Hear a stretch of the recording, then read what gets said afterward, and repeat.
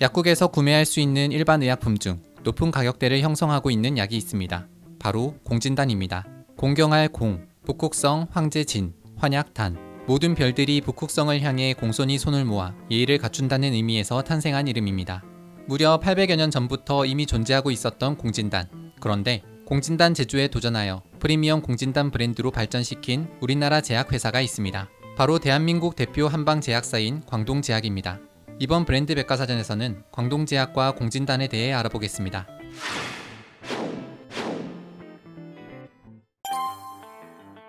1960년 한 제약회사의 영업사원이 된 한 남자 청년이 있었습니다. 그는 훗날 대한민국 대표 한방제약사 광동제약의 회장이 됩니다. 이 청년은 어린 시절 아버지의 사업이 어려워지면서 소학교, 그러니까 지금으로 치면 초등학교 4학년 때 중퇴를 하게 됩니다. 이후 산에서 나무를 베어 파는 일부터 시작해서 시장에서 참외, 담배, 찐빵, 해삼을 파는 등 돈이 되는 일은 닥치는 대로 해야 했습니다. 그런데 그는 그 힘든 시기 동안 배운 것이 있었다고 합니다. 같은 값이라도 좋은 물건을 고르는 법, 같은 물건이라도 싼 값에 사는 것, 질이 다른 물건에 따라 제값을 받고 파는 법이 그것이었습니다. 그리고 자신이 무엇을 팔든 절대 속여서 팔지 말자고 스스로 약속했다고 합니다. 그렇게 시간이 흘러 1960년 24살이 된 청년은 한 제약회사의 영업사원으로 일을 시작하게 된 것입니다. 그가 담당하게 된 약은 당시 거금이던 2만원짜리 경옥고였습니다. 어려서부터 장사를 해온 그는 물건을 팔기 위해서는 우선 그 물건에 대해 정확히 알아야 한다는 생각을 가지고 있었습니다. 그래서 동의보감과 같은 대표적인 의서를 통해 자세한 처방과 효능을 공부한 뒤에서야 경옥고를 들고 거리에 나섰다고 합니다. 그리고 영업 첫날 그는 2만원이나 되는 비싼 경옥고를 무려 2개나 판매하는 기록을 세우게 됩니다. 경옥고의 효능을 차근차근 설명해주며 특유의 장사 솜씨를 발휘했기 때문입니다. 3년간 꾸준히 경옥고 판매를 담당하면서 점점 더 업무 능력이 성장하게 된 이 청년은 경옥고의 원료 관리와 제조까지 관장하기에 이르렀습니다. 경옥고 전반에 자신감을 얻은 24살의 젊은 청년은 마침내 직접 한방제약사를 창업하기로 결정했습니다. 그리고 1963년 10월 그는 광동제약사를 설립했습니다. 참고로 광동제약사란 이름은 한약자의 본거지인 광둥성에서 따온 것이었습니다. 광동제약의 첫 제품은 젊은 나이에 창업주가 된 청년에게 익숙했던 경옥고였습니다. 광동의 경옥고는 동의보감에 수록된 경옥고 처방을 현대화하여 인삼, 복령, 생지황, 꿀 이렇게 4가지 약재를 배합한 의약품이었습니다. 그는 직접 전국 각지를 돌아다니면서 좋은 원료를 선별했으며 정확하게 계량화된 고품질의 제품을 대량 생산하는 방법을 찾기 위해 열심히 노력했다고 합니다. 그리고 그 결과 광동 경옥고는 출시된 지 얼마 지나지 않아 약국에서 잘 보이는 위치에 자리 잡을 정도로 인기를 끌게 됩니다.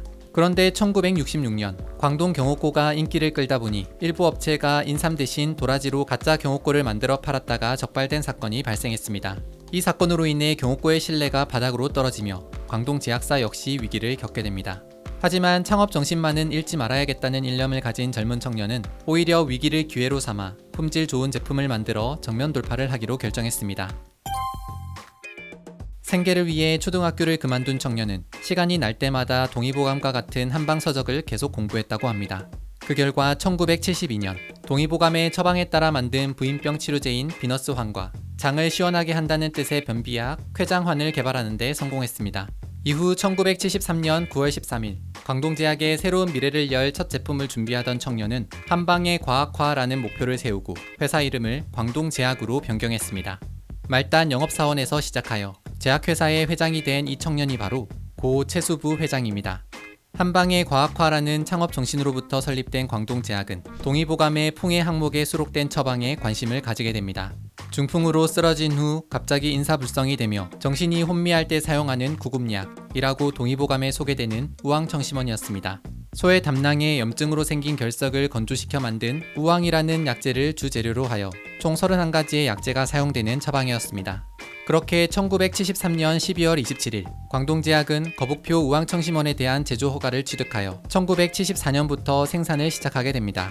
그리고 광동제약은 조선시대 양반들이 밤낮으로 복용했다고 전해지는 쌍화탕에도 관심을 가지고 있었습니다. 동의보감에는 백작약, 황기, 청궁, 숙지황, 계피, 감초 등의 약재가 사용되어 기혈을 보하여 음양의 조화를 이루는 처방이라고 기록된 처방이기도 했습니다. 결국 1975년 7월 12일 광동제약은 기존의 쌍화탕을 생산해오던 서울신약을 인수했고 자동적으로 쌍화탕 제조 허가까지 손에 넣게 됩니다. 그런데 품질에 신경을 쓰며 제대로 된 처방에 따라 제조하려다 보니 광동 쌍화탕은 경쟁사들에 비해 2배 가까이 비싼 가격에 출시되었습니다. 하지만 점차 입소문을 타기 시작하면서 출시 6개월 만에 월 판매량 150만 병을 돌파하기에 이르렀습니다.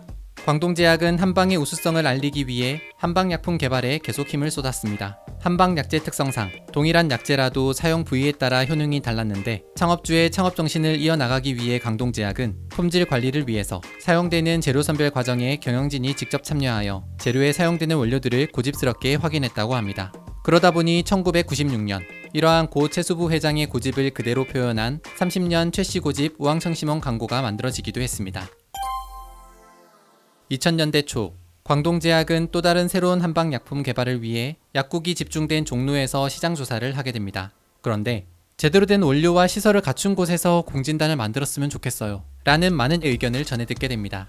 이러한 시장의 니즈를 파악한 광동제약은 경옥고 우황청심원과 함께 사람들에게 익히 알려진 공진단을 제조하는 것이 광동제약을 한방특화 제약사로 거듭나게 하기 위한 마지막 열쇠라고 생각했습니다.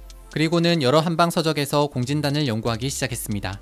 공진단 역시 동의보감에 등장했는데 장년기의 남자들은 진기가 허약하기 쉬우므로 음혈을 보하는 것이 좋다. 공진단은 몸 상부에 있는 불기운과 아래에 있는 물기운을 오르게 만들어 오장이 스스로 조화를 이룰 수 있도록 돕는다. 구성 약재로는 녹용과 당귀, 산수유 등이 있다고 기록되어 있습니다. 1885년에 쓰여진 방약합편에서는 녹용, 산수유, 당귀, 인삼, 숙주향 등의 구성으로 처방되어 있었습니다. 그렇게 2003년 광동제약은 1885년에 쓰여진 방약합편의 처방을 근거로 식약처의 일반 의약품 허가를 받아 녹용, 산수유, 당귀, 인삼, 숙주향 등을 주재료로 한 광동공진단을 출시했습니다. 최씨 고집은 광동공진단을 만드는 과정에도 여실히 드러났습니다. 체계화된 시스템과 청결한 시스템을 구축하고 GMP 기준에 맞춰 모든 공정을 규격화했으며 뿐만 아니라 광동공진단의 원료 역시 우수한 품질을 고집했던 겁니다. 덕분에 광동공진단의 매출은 2011년에 10억 원, 2013년에 20억 원, 2014년에 30억 원을 돌파하더니 2020년에 이르러서 80억 원을 달성하며 소비자가 인정하는 프리미엄 의약품으로 자리매김할 수 있었습니다. 광동공진단은 생산 즉시 복용 원칙에 따라 초창기에는 약국으로부터 주문을 받아 한정 생산하였는데 현재에도 이 원칙을 고수하기 위하여 1회에 약 600톤가량만 생산함으로써 귀한 약재의 효과를 볼 수 있도록 한정 생산하고 있습니다. 광동제약은 의약품 제조나 품질 관리에 대한 규칙인 GMP 인증 생산 시설에서 제조되기 때문에 한방의 과학화라는 광동제약의 이념을 한 알 담아낸다고 합니다. 무엇보다도 공진단은 식품의약품 안전처로부터 선천성 허약체질, 무력감, 만성병에 대한 체력 저하, 간기능 저하로 인한 어지러움, 두통, 만성피로, 월경 이상 등에서 효능 효과를 인정받은 일반 의약품입니다. 이처럼 광동공진단은 인터넷이나 홈쇼핑에서 구입할 수 있는 다른 건강기능식품과 달리 일반 의약품으로서 그 효능과 효과를 인정받았기 때문에 오직 약국에서만 구매가 가능합니다. 광동공진단은 약국에서 구매할 수 있는 일반 의약품 중 상당히 높은 가격대를 형성하고 있으며 광동제약의 고집스러운 철학을 담은 의약품이기 때문에 쉽게 접할 수 없는 희소성을 가지고 있다고 볼 수 있습니다. 예로부터 공진단에는 주된 약효를 제공하는 녹용의 역할이 중요했습니다. 사슴뿔의 원산지와 사슴뿔에서도 어떤 부위를 사용하느냐가 공진단 제조에 상당히 중요한 부분이라고 합니다. 광동공진단 역시 경영진이 직접 검수 과정에 참여해 사용되는 녹용을 직접 하나하나 눈으로 확인했으며 수많은 녹용 중에서도 광동만의 내부 검열을 거친 러시아 알타이주의 녹용, 그 중에서도 약재로서 탁월한 효능을 자랑한다는 동골과 상대만을 고집하여 사용했습니다. 고 최수부 회장은 생전 한 인터뷰에서 생산 공정 설비가 잘 되어 있어도 생산에 임하는 직원의 정성이 반영되어 있어야 합니다 라고 얘기했습니다. 그리고 그의 경영 철학을 이어받아 광동제약은 지금까지도 깐깐한 기준과 회장단의 직접적인 검수를 거쳐서 원료를 선별해 오고 있다고 합니다. 참고로 러시아 알타이주는 3만여 마리에 이르는 사슴에서 연간 30여 톤의 녹용을 생산하는 지역입니다.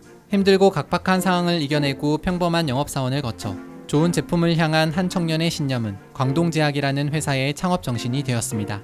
반세기 넘도록 이어온 광동제약 특유의 고집스러운 깐깐한 재료 검수, 양질의 제품 생산을 위한 제조 공정의 체계화, 그리고 한방의 과학화를 위한 끊임없는 노력을 한 알 한 알 담아내는 공진단.